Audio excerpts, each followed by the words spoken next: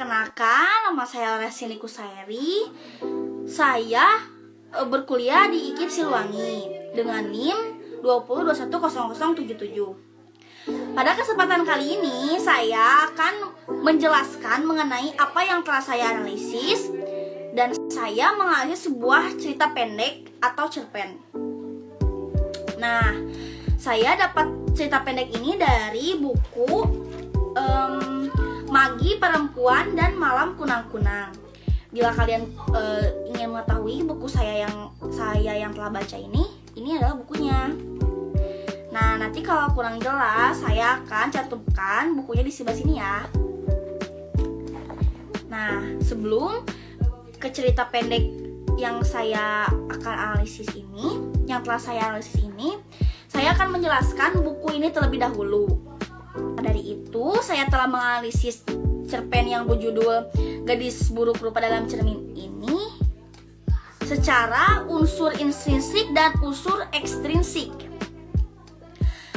Unsur intrinsik yang pertama ada tema, yaitu Ratu Ravenna si buruk rupa. Dan sinopsis pada cerpen ini ada seorang gadis yang berusia 17 tahun namun berwajah seperti setan, berkulit keriput dengan gigi-gigi busuk dan berambut panjang terurai. Tapi tak selalu sutra, melainkan kasar-kasar serupa ijuk. Rupai seperti serigala. Lalu demit ini menawarkan sesuatu kepada si gadis buruk rupa ini, yaitu dia menawarkan, apakah kamu ingin cantik seperti ratu? Lalu si gadis rupa ini memikirkan apa yang telah ditawarkan oleh demit ini. Tak lama kemudian dia menyetujui apa yang telah ditawarkan oleh demit ini. Setelah menawarkan yang disetujui oleh Putri Ravenna ini, maka Ratu Ravenna ini menjadi cantik. Setelah kita menjelaskan sinopsis, selanjutnya di sini ada tokoh utama. Tokoh utama dalam cerpen ini adalah Ratu Ravenna. Dan tokoh tambahannya adalah ada 7 kurcaci, cermin ajaib, demit, putri salju. Lalu watak dari 7 kurcaci ini yaitu bersifat protagonis. Dan Ratu Ravenna ini bersifat antagonis, yaitu sesosok ratu yang sangat jahat dan sangat egois. Lalu di sini latar tempat terbagi menjadi 3, yaitu ada latar waktu, latar tempat, latar suasana. Latar waktu di sini ada pagi hari, malam hari. Di sini bisa dibaca sendiri. Di sini saya kutipannya telah saya sediakan di sini. Maka dari itu selanjutnya ada latar tempat ya. Latar tempat ada di rumah, di hutan, dan di kerajaan. Bisa dilihat di sini ada di latar rumah, kutipannya sebelah sini, dan ada latar hutan sebelah sini, latar kerajaan bisa di sebelah sini ya. Selanjutnya di sini ada latar suasana. Latar suasana di sini ada mengharukan, bisa dibuktikan dalam kutipannya atau saya jelaskan saja. Yang mengharukannya awalnya Ratu Ravenna ini sangat buruk rupa, dibuang oleh ayah kandungnya dan ibu kandungnya sendiri ke dalam hutan. Tetapi Ratu Ravenna ini berubah menjadi sesosok yang mengerikan. Setelah ditawarkan oleh demit itu, Ratu Ravenna ini sangat-sangat mengerikan. Kenapa mengerikan? Karena Ratu Ravenna ini tiap malam bulan purnama, gadis-gadis jelita mati secara mengenaskan, satu persatu. Wajah mereka mengerut serupa nenek keriput. Tak setetes pun darah tersisa di tubuh mereka. Tak hanya gadis bujang-bujang, elok rupa dengan badan gempal pun ikut mati mendadak. Rata-rata ditemukan bugil dengan kematian mirip gadis yang mengerut. Selanjutnya akan menjelaskan alur. Alur di sini pada cerpen ini yaitu alur maju, karena pada cerpen ini diawali dengan menceritakan Ratu Ravenna, sang ratu si buruk rupa, lalu mengikuti perkembangan dan perjalanan Ratu Ravenna ini. Selanjutnya sudut pandang. Sudut pandang pada cerita pendek ini yaitu sudut pandang orang ketiga, karena langsung menyebutkan nama, yaitu nama Ratu Ravenna dan Putri Salju. Selanjutnya, pada cerita ini ada pesan moral, yaitu jangan serakah. Contohnya pada cerpen ini yaitu keserakahan yang diperbuat oleh Ratu Ravenna. Dia tidak cukup dengan apa yang telah dia miliki. Dia telah cantik tetapi dia ingin melebihi kecantikan dari Putri Salju.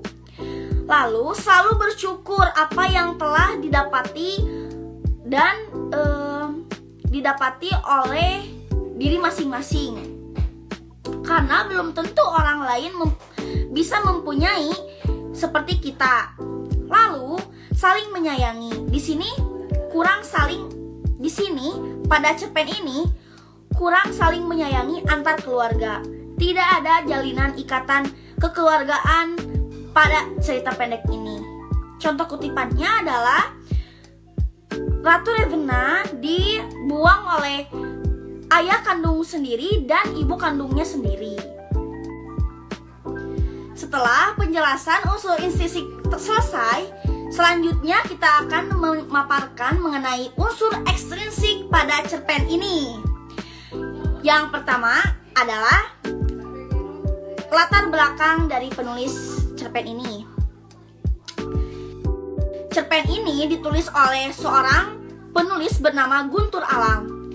Dia lahir di Tanah Abang, Muara Enim, Sumatera Selatan 20 November 1986 dan menyelesaikan pendidikan di Teknik Sipil Universitas Islam 45 Bekasi. Selama 4 tahun berturut-turut 2011 sampai 2014, cerpennya masuk dalam cerpen pilihan Kompas. Dia juga pernah diundang sebagai penulis di Ubud Writers dan Readers Festival 2012.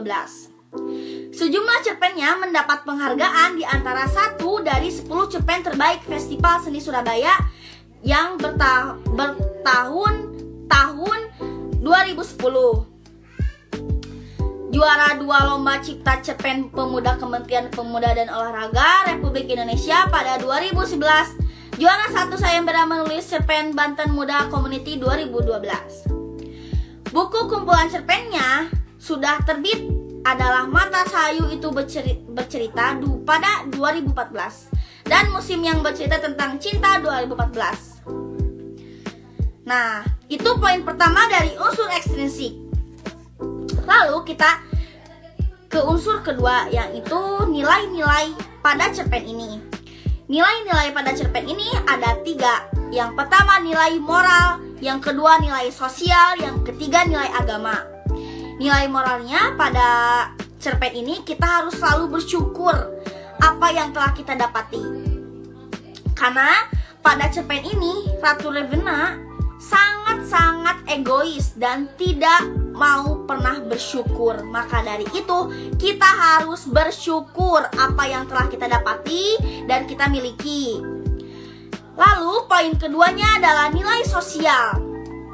Jangan mementingkan diri sendiri demi kehancuran orang lain, karena itu perbuatan tercela. Yang ketiga nilai agama. Kita harus memupuk nilai agama. Pasti di setiap agama mengajarkan nilai-nilai kebaikan yang pasti adanya nilai kebaikan, saling menyayangi antara keluarga. Jangan sampai kita seperti melakukan apa yang ada di cerpen ini. Cut.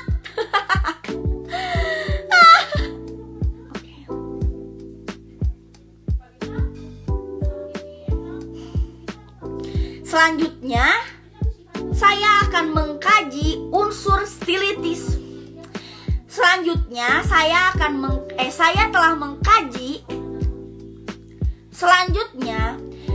telah mengkaji unsur-unsur stilistika. Yang pertama, gaya bunyi atau fonem. Pada cerpen ini terdapat fonem A sampai Z. Terdapat juga diftongisasi seperti pada kata kalau. Yang kedua adalah gaya kata. Kata pengulangan yang terdapat pada kutipan duh. Bisa coba dilihat di sini. Dan ada kata konotatif. Berpura-pura buta. Tetapi maksudnya berpura-pura tidak tahu, bukan berpura-pura buta melihat, tetapi berpura-pura tidak tahu. Selanjutnya ada kata sapaan. Di sini si buruk rupa atau Ratu Ravenna diganti menjadi si buruk rupa dan si putri cantik yaitu putri salju. Lalu dilihat dari segi bahasanya, cerpen ini jelas menggunakan bahasa yang bisa dipahami pembaca. Pembaca seperti kita orang Indonesia, yaitu bahasa Indonesia. Tidak hanya itu, gaya bahasanya pun menarik dan pilihan katanya pun dapat memperkaya kosakata kita. Poin selanjutnya dari unsur stilistika. Yang pertama ada gaya wacana. Gaya wacana pada cerpen ini berupa paragraf. Lalu ada terdapat majas pada cerpen ini. Yang pertama ada majas hiperbola, yaitu kutipannya telah ratusan, mungkin pula ribuan kali. Tidak, pasti berjuta-juta kali. Nah, itu termasuk ke dalam majas hiperbola. Lalu ada majas personifikasi. Majas personifikasi ini yaitu adanya benda mati atau cermin yang bisa mendengar dan berbicara. Lalu ada poin citraan. Di sini ada 2 citraan yang terdapat pada cerpen gadis buruk. Selanjutnya ada citraan. Citraan di sini ada citraan penglihatan.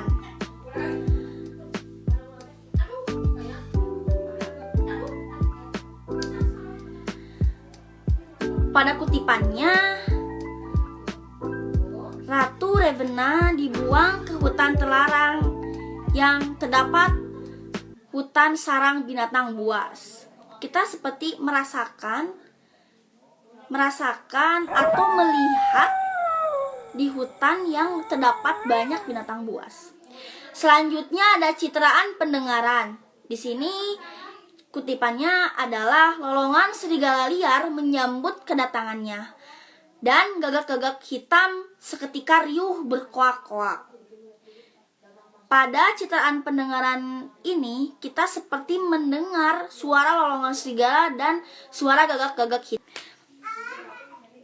Sekian dari saya, mohon maaf bila terdapat banyak kesalahan pada video ini. Semoga diambil baiknya saja. Wassalamualaikum warahmatullahi wabarakatuh.